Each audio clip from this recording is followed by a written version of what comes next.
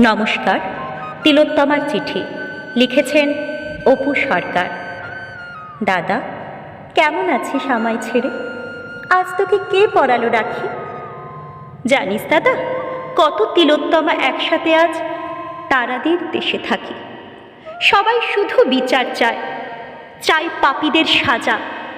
কেমন করে হবে বিচার? তারাই যে আজ রাজা। রাজার বিচার হয় না কেন? শুধু প্রশ্ন করে মন। উত্তর না পাওয়া কত তিলোত্তমা হারিয়েছে প্রিয়জন। জানিস, তোর জন্য মনটা আমার কেমন কেমন করে। কত উপহার দিতিস আমায় যখন রাখি পরাতাম তোরে। এই বিশেষ দিনে তোর কাছেতে আমি চাই না কিছু আর, শুধু কথা দে ওই পাপীদের করবি পাপের বিচার। জানি সবাই মিলে একসাথে আজ পথে নেমে করছিস প্রতিবাদ। জানি আমার সকল মা বোনেরাও দিকে দিকে করছে দখল রাত।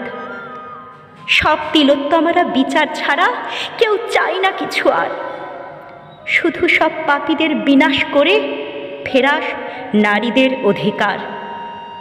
তোকে পরাবো না রাখি আর কোনো দিন।